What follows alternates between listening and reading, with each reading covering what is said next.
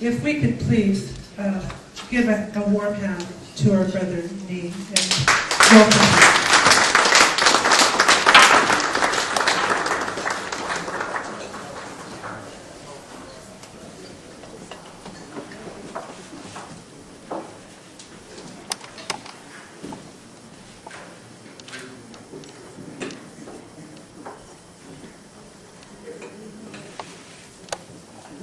Before I say a word or two, we will proceed to adore the boy for whom we have gathered here to bring out so that the public, the country, and those who live here will know exactly what we are all about. So I'll call upon an elderly person from the Caribbean, and I will also call upon an elderly person from North America, African American, Canadian, or African American period. So we're going to have 3 people representing blacks in the diaspora. And I would like to have one person come forward. May I choose Dorothy, please, for the Caribbean.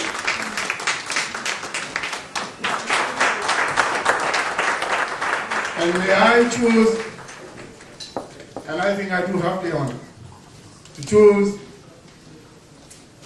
Dr. Ali Amdi for Africa.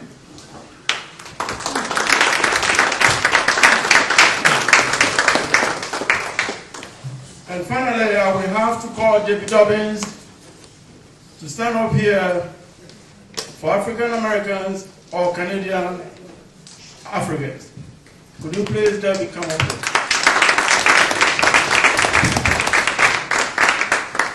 May I have the basket of stones?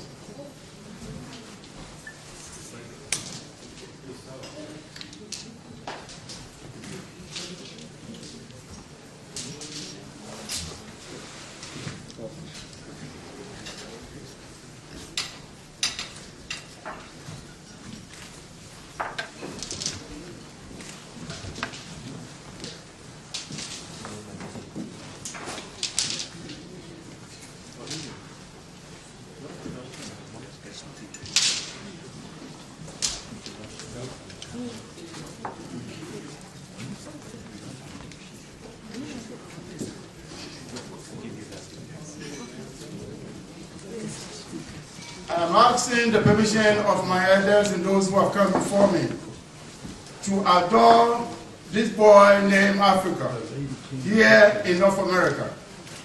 And the stone is the fact that we have decided as Africans in diaspora to make sure our history is preserved, interpreted, and shared with our fellow Canadians. And that's the significance of the stone.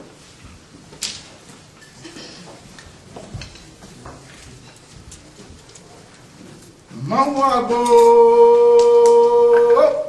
oh yeah, Mau Wahijolo,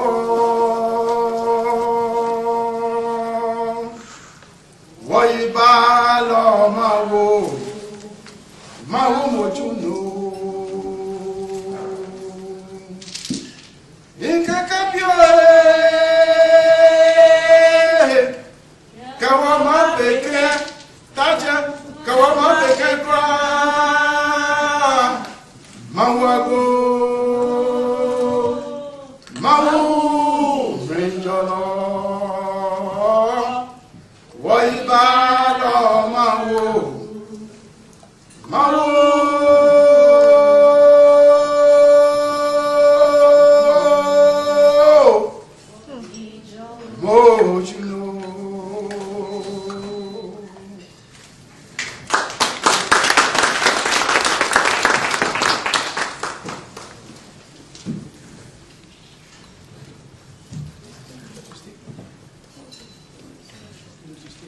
Yes, I would like you to touch the basket in which we put the stones. Because finally, when we have the library built, these stones will speak for the founding members, those who are here today with us. And your name, your family name will be the foundation of the library that will be built in this city. Your children, your grandchildren will come to this city, pick up this stone, and realize, you know, my dad, my mom was there. And that I'm proud.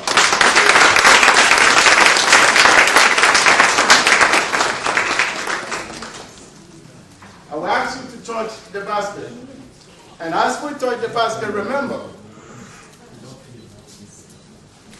those of you who are here, and as you go home, you let them know that if you refuse to join the crusade to build a library, you can sit on the sideline.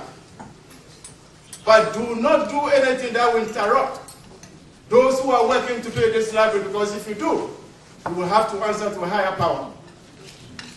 You can choose to help or do nothing. But please, the names that we have here are deeper names. They come from the deeper place.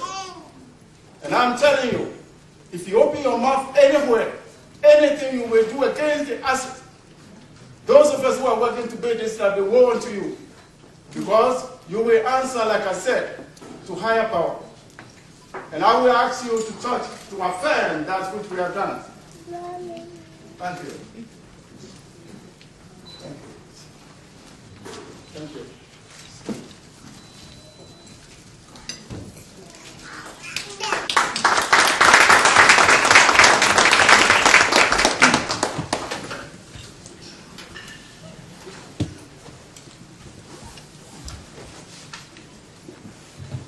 I am not a renowned historian, but I have a passion and love for history, especially African history.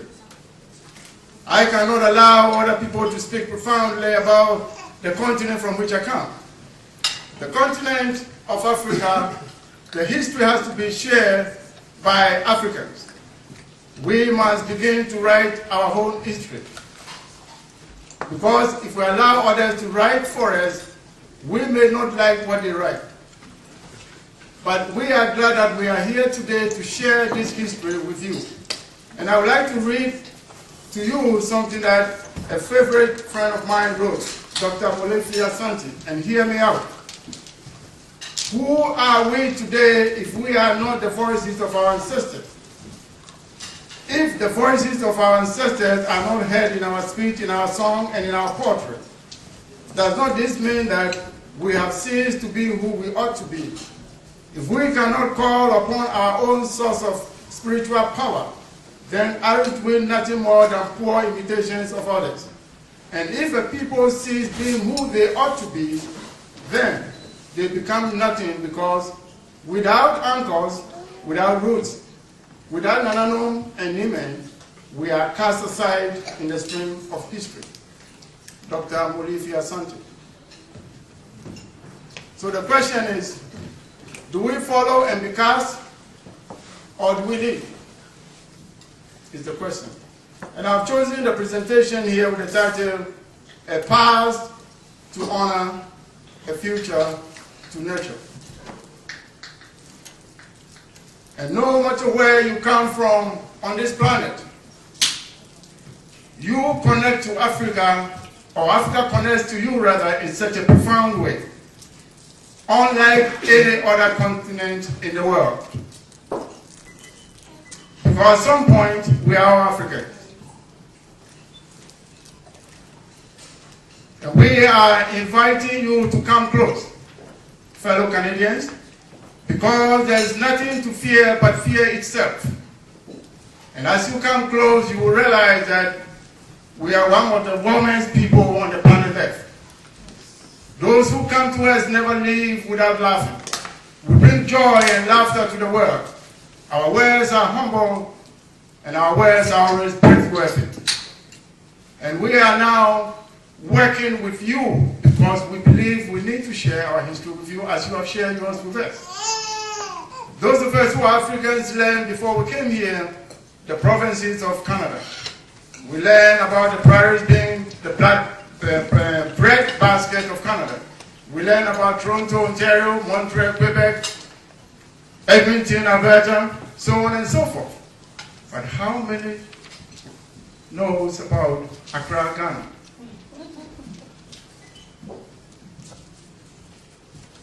Addis Ababa, Ethiopia. Lagos, Nigeria. How many? This is what the 21st century calls for. For the first time in human history, the world is talking about global village. We're talking about global citizenship. We're talking about the global economy. so on and so forth. It means that the young man in Timbuktu is connected to the young man in Idaho. Because at some point, the potatoes from Idaho may end up in Timbuktu. Vis-a-vis, some stuff will be brought from Timbuktu to Idaho. So the world is coming together, and histories have to be shared. And Africa has more than history. It has the history of the first family, the first man. And I can go on and on. But let me tell you one thing that is profound about Africa, that we are willing to share. And because of that, in our history, some have taken advantage. But I tell you, the 21st century poses a new challenge. How do we share and make sure all eat and all sleep in a decent housing? It's the challenge for the 21st century. I call upon the minds in our community, those who know how, those who are taller and bigger than me, to step forward and help us in the process. The Ukrainians in this city have a library. The Chinese have a library. And when I talk about libraries to some of my community members, this is what they say. Why don't you go and join the public library and ask them to buy more books? And my answer is always, when you go to a food court, you may eat any food. Chinese, Korean, African, Caribbean. But when you go to a Chinese food, 98% of the time you eat Chinese food. My point is, if you come to an African history library, chances are you will read about Africa or something about an Africa. This is the reason why we must have our own library.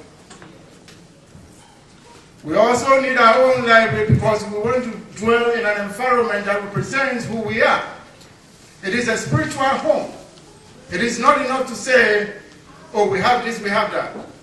An African-American son, Papa may have and Mama may have, but God bless the child who has his own. So we need to have our own and invite fellow Canadians to come and share the place with us. I cannot leave this podium without mentioning the Aboriginal people who have welcomed us, who have allowed us to share their space with them, whose ancestral spirit flow among us, like the great Saskatoon River. And I want to say we thank you for your hospitality. I also do want to thank the Canadians, and don't ask me to define who is a Canadian, but those that we came to meet, to live with. We work with them, we go to school with them, sometimes we marry them, sometimes we are great friends. But the 21st century is a new era. We want to share more than just our skin. We want to share what makes us who we are.